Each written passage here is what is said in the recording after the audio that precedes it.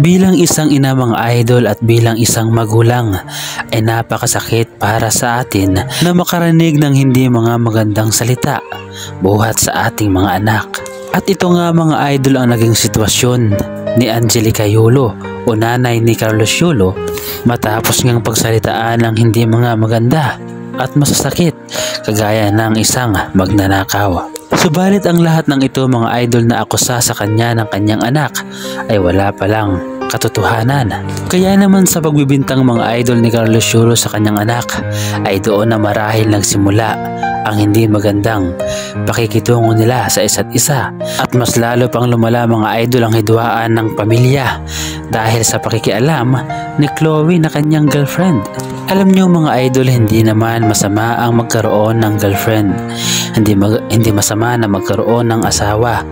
Yan ay part ng ating mga buhay. Subalit huwag naman sanang dumating sa punto na nang dahil sa ating magiging asawa o nang dahil sa ating girlfriend ay mag-iiba ang ating pakikitungo sa ating mga magulang. Huwag naman sana nating hintayin mga idol na mangyari sa atin ang lahat ng ginawa natin sa ating mga magulang. Lagi po nating tatandaan mga idol na kung ano ang ating ginagawa sa ating mga magulang ay ito rin ang mangyayari sa atin balang araw. At tungkol nga mga idol sa bintang ni Carlos Yulo sa kanyang ina na winaldas daw ni umano ang 700,000 pesos na pera ni Carlos Yulo ay ito pala ang pinanggamitan ng kanyang ina na si Angelica Yulo. Nagpagawa ng bahay worth 700,000 pesos at makikita natin mga idol sa video na larawan ni Carlos Yulo ang nandito bilang isang alaala sa kanyang anak na ito ay kanyang pinaghirapan. Dito natin makikita mga idol na mahal ng ina ni Carlos Yulo ang kanyang anak dahil sa mga larawan palang mga idol ay nagsisimbolo ito na talagang ipinagmamalaki niya ang kanyang anak bilang isang atleta at bilang world champion ng ating Pilipinas. Subalit ang lahat ng ginagawa mga idol ng ina ni Carlos Yulo ay hindi lubos maunawaan ni Carlos Yulo dahil iba na ang kanyang sitwasyon ngayon at iba na ang kanyang kasama. Hindi ang kanyang pamilya, hindi ang kanyang mga magulang, kundi ang kanyang girlfriend na si Chloe. Na kung saan nga mga idol ay isa sa mga dahilan kung bakit napapalayo ang loob ni Carlos Yulo sa kanyang pamilya.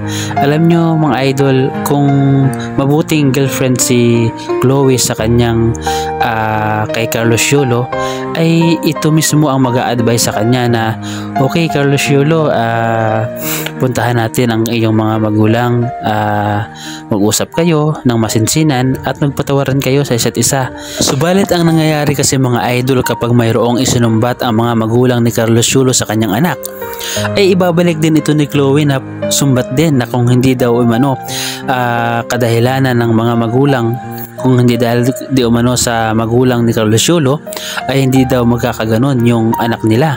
So tama ba yun mga idol na ikaw mismo na girlfriend na imbis na ikaw ang tagapamagitan sa dalawang nag-aaway na anak at saka magulang, ay dapat ay ikaw mismo ang mag-aayos sa kanila. Hindi yung ikaw pa yung gagatong para maging masama yung isa, para mabuti yung isa. Hindi ganun. Dapat balance ka. At bilang girlfriend naman ni Carlos Yulo, dapat sabihin mo sa boyfriend mo na, oy, Kaloy o Carlos, yung mama mo masama ang loob sa'yo dahil ganito, pwede ba nating puntahan at magpaliwanagan kayo? Pwede bang ayusin ninyo nito dahil ayaw kong isipin nila na nang dahil sa akin ay naging iba na yung ugali mo. Ganun dapat.